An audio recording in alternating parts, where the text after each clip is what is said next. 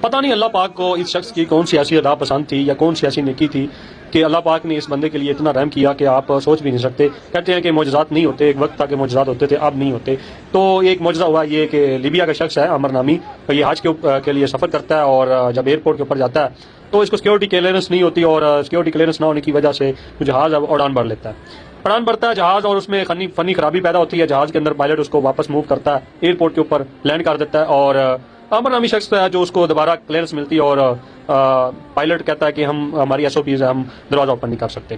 ہوتا یہ کہ وہ کہتے ہیں کہ اللہ پاک نے لکھا ہوا تھا کہ دوبارہ پھر وہی جہاز دوبارہ پھر ٹیک آف ہوتا ہے، اور تھوڑا سا سفر کرنے کے باوجود اس میں پھر فنی خرابی ہوتی ہے، دوبارہ پھر وہ لینڈ کر دیتا ہے.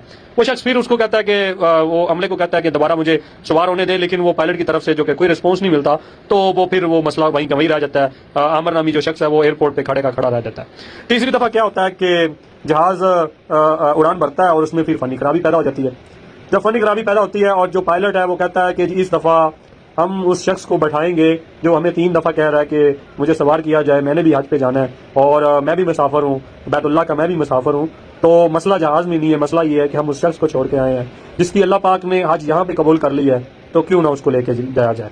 جب اس میں تیسری دفعہ فنی خرابی جہاز میں آتی ہے، اس کو دوبارہ وہی ایئرپورٹ پہ لینڈ کرتا ہے، اور لینڈ کرنے کے بعد اس شخص کو عامر نامی کو اس کی سیکورٹی کلیئرنس ہو جاتی ہے، اور اس کو دوبارہ جہاز میں تیسری دفعہ جب جہاز لینڈ کرتا ہے تو اس کو سوار کر لیا جاتا ہے. تو کہنے کو یہ ہے کہ کچھ لوگ اس دنیا میں تو اس طرح معجزات کے طور پر ہوتے ہیں، لیکن وہ اللہ پاک کے نزدیک پتہ نہیں کتنے وہ محبوب ہیں، وہ اللہ پاک کے نزدیک کتنے نزدیک ہوتے ہیں.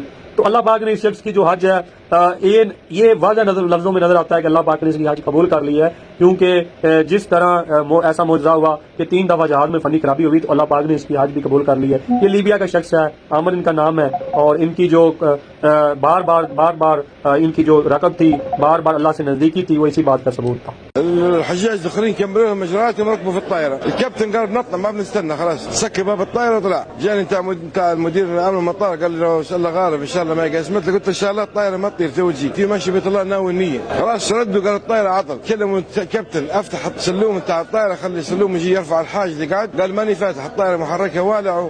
وجاي نفسه مدير الامن قال لي ما تكدر بالك ربك ما قسمت لي، قلت له والله مناديه ماني مروح من المطار. طارت مرتين وردت من جديد، كابتن قال لهم والله ماني راكب كما جبتوا لي عامر. تو احنا في بيت الله الحمد لله يا رب.